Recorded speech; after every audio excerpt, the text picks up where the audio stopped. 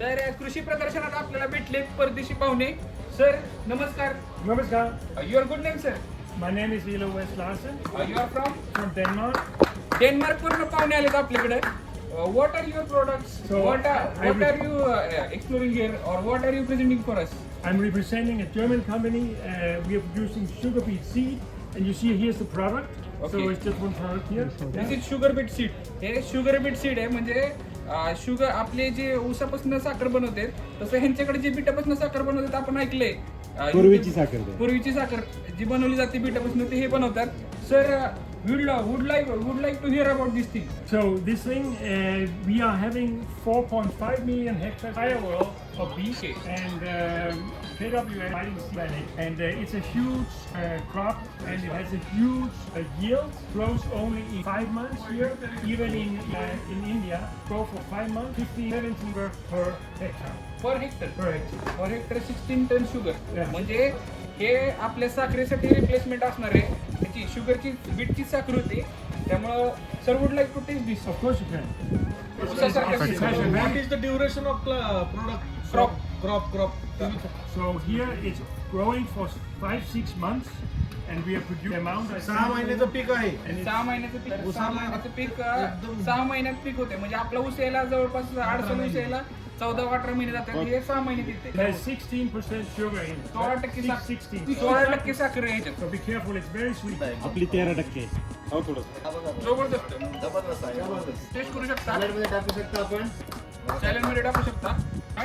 20% production in the entire world comes from कंदमुळं. 20%. 20% जगातल्या जगातल्या 20% साखरेचं उत्पादन हे शुगर बीट पासून. Cane is, इधर फॅक्टरी cane is 80% आपलं production and 20% of the entire world. Okay.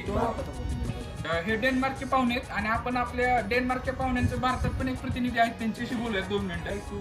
तर नमस्कार आपल्या बरोबर आहेत आयसन पिकाडो सर, PWS कंपनीचे भारतातले प्रतिनिधी. त्यामुळं त्यांच्याशी आपण गप्पा मारूयात थोड्याशा. सर या बीटचं उत्पादन पर एकरी किती होतं? हेक्टरमध्ये तुम्हाला 60 ते प्लस भेटणार, पण 5 महिन्यात भेटणार. ते तुम्ही एक दीड वर्ष गण्यामागे आपल्या ऊसामागे असतात ते आपल्याला फक्त 5 महिन्यात तर पाणी लागणार आहे ऊसाला त्यापेक्षा अर्ध पाणी आणि फक्त 5 महिन्यात. आणि त्याची लागवड म्हणजे तुम्हाला जर ऊसाला तुम्हाला 3000 रुपये टनला भेटणार, तिकडे 3500 पर्यंत भेटणार. आणि यामध्ये असं आहे की बारामती ॲग्रो आणि आपलं KVK आणि ADT बारामती पवार साहेबांनी पहिल्यांदा पवार साहेबांचं हे काय म्हणतात ते इट इज इनिशिएटिव्ह दॅट आपल्याकडे ते क्रॉप डायव्हर्सिफिकेशन प्रोग्राम म्हणून आहे.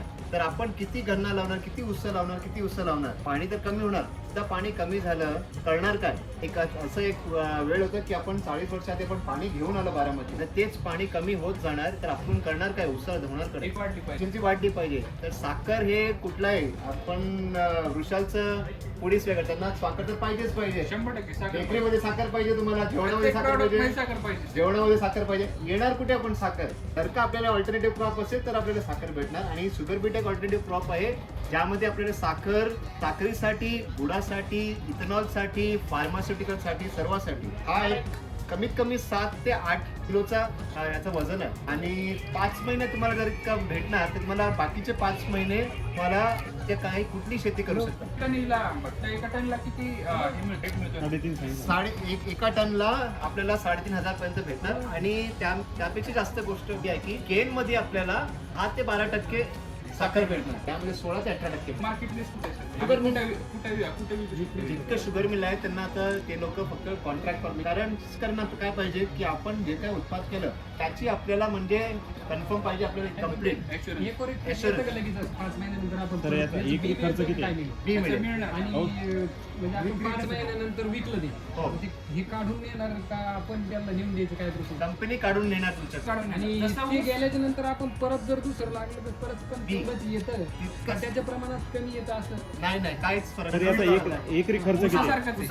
आणि एकरी खर्च किती किती लागू खर्च. होतं? किती एकरीमध्ये म्हणजे सर्व काही घेतलं आपण, लेबर, फर्टिलायझर, हे फर्टिलायझर ते सोडून पण फर्टिलायझर सोडलं तर आपल्याला 30-40 हजार. आणि जर तुम्ही एका याचं- कंप्लीट हे बायबॅक घेतलं तर 2 लाख पर्यंत एका हेक्टर मध्ये खर्च होणार 40,000 पर्यंत 45,000 पण रिटर्न भेटणार 2 एकराला 17,000 खर्च आहे बियाणाचा दिसतो.